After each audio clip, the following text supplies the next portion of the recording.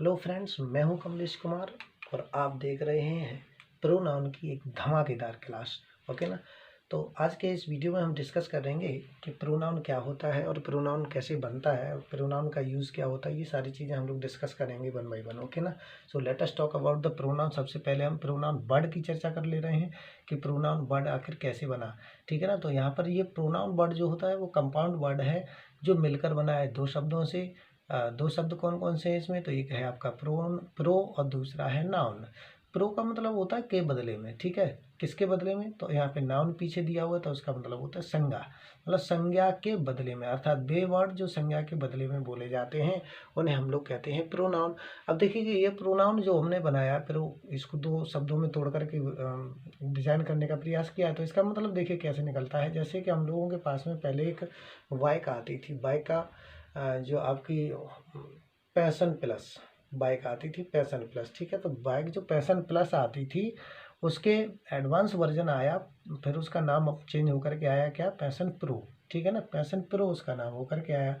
तो passion pro और passion plus में ये अंतर है कि जो पैशन प्लस थी वो काम करती थी नाउन का, ठीक है ना, और जो पैशन प्रो आई है वो काम करती है आपका प्रोनाउन का। इट इज क्लियर ना? यहाँ पर सिर्फ समझने का प्रयास करिएगा। मेरा कहने का तात्पर्य ये कि जो प्रोनाउन है वो किसका काम कर रहा है? वो काम कर रहा है आपका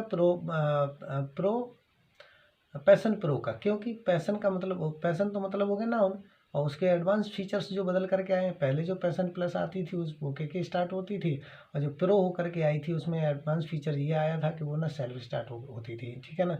तो इसीलिए हम इसको कह सकते हैं कि नाउन के स्थान पर जो शब्द बोले जाते हैं दोस्तों उसी को हम लोग कहते हैं प्रोनाउन। ओके ना।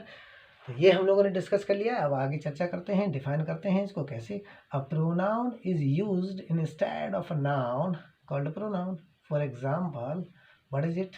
Raman is a good boy. Okay ना, here Raman is a good boy. तो रमन क्या है? अब देखिए यहाँ पे रमन का इस्तेमाल किया है, यहाँ पर हमने ही का इस्तेमाल किया है। रमन के बदले में हमने ही का इस्तेमाल किया है, तो ही क्या हो गया? ही यहाँ पर रमन है। मतलब ये जो वर्ड हमने ही को यूज किया वही क्या है आपका?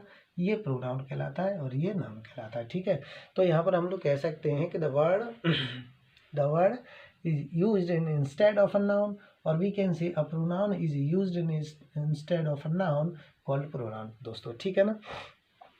आगे चर्चा करते हैं काइंड्स ऑफ प्रोनाउन की। तो देखिएगा, मैं एक बात आप लोगों को बता दूं कि क्या करना है कि यदि आप लोगों ने रख ली इस ट्रिक को याद, इस ट्रिक को रख लिया आपने याद, तो भूल जाइएगा कि कोई आपकी जो प्रोनाउन की समस्या होगी वो होगी जड़ से समाप्त। ठीक है, हम लोग कह सकते हैं यहाँ पर कि अगर आपने याद रख ली प्रोनाउन की ट्रिक तो प्रोनाउन से संबंधित समस्या आपकी होगी जड़ से फिनिश। ओके ना।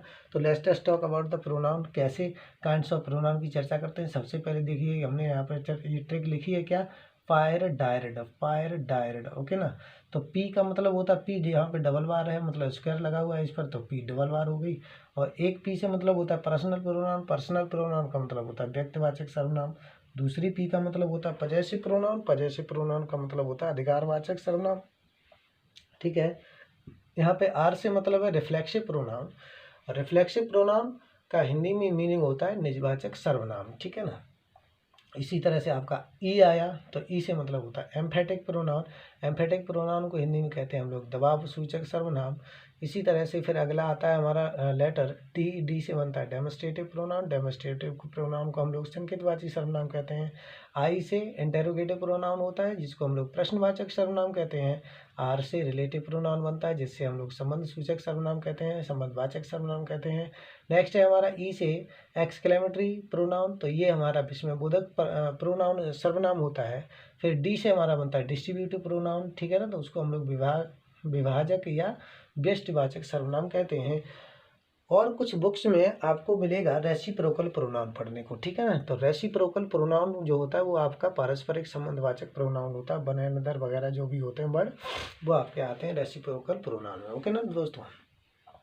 अब हम डिस्कस करते हैं किसके बारे में? पर्सनल प्रोनाउन के बारे में। ये जो चार्ट बना हुआ है वो आपका पर्सनल प्रोनाउन का, यहाँ से आप पर्सनल प्रोनाउन को याद रख पाएंगे। ठीक है कि नहीं? तो देखिएगा ये पर्सनल प्रोनाउन जो होते हैं वो आपके तीन पुरुष होते हैं। इनमें कौन कौन से होते हैं? एक पर्सन फर्स्ट पर्सन होता है, सेकंड पर्सन होता है, थर्ड पर्सन होता है। जिस तरह से संस्कृत में प्रथम पुरुष, मध्यम पुरुष, उत्तम पुरुष होते हैं, तो इंग्लिश में और संस्कृत में जो मध्यम पुरुष होते हैं वो तो सेम ही होते हैं, बट फर्स्ट पर्सन और सेकंड पर्सन आपस में इंटरचेंज होते हैं। फर्स्ट पर्सन जो यहाँ पे इंग्लिश में दिए गए हैं वो संस्कृत में थर्ड पर्सन होते हैं, और जो यहाँ पे थर्ड पर्सन दिए गए हैं इंग्लिश में वो होते हैं संस्कृत में फर्स्ट पर्सन। ओके ना, तो ये इनमें आपस में इंटर लिंकिंग होता है। चलिएगा इसको समझते हैं क्या है फर्स्ट पर्सन सिंगुलर और प्लूरल। तो फर्स्ट पर्सन का जो सिंगुलर केस होता है या सिंगुलर होता है, और वो सब्जेक्टिव केस क्या होता है, तो आई होता है। ऑब्जेक्टिव केस आई का क्या होगा, मी होगा। पजेसिव केस जिसको हम लोग पजेसिव एडजेक्टिव भी बोलते हैं तो ये माई होगा। पजेसिव सेकंड या फिर पजेसिव प्रोनाउन बोलते हैं वो माइन होगा। इट इज क्लियर ना। ऐसे ही आपका प्लूरल वर्ड है, तो प्लूरल जो फर्स्ट पर्सन का प्लूरल वर्ड क्या होगा, तो वी होगा। इसका ऑब्जेक्टिव केस अस होता है। पजेसिव फर्स्ट इसका अवर होगा, पजेसिव सेकंड इसका अवर्स होगा। ठीक है ना। सेकंड पर्सन का सिंगुलर आपने पहली बार पढ़ रहे होंगे दोस्तों, इसको देखिएगा बड़े ध्यान से। क्या है ये, दाउ, THOU, दाउ मीन्स होता है तुम, मतलब सिंगुलर में। ओके ना। दी ये तुम्हारा मतलब तुम्हारा, ये आपका हो गया ऑब्जेक्टिव केस। दी तो दाउ, दी, दाई, दाइन। ठीक है ना। तो इस तरह से ये वर्ड बनते हैं।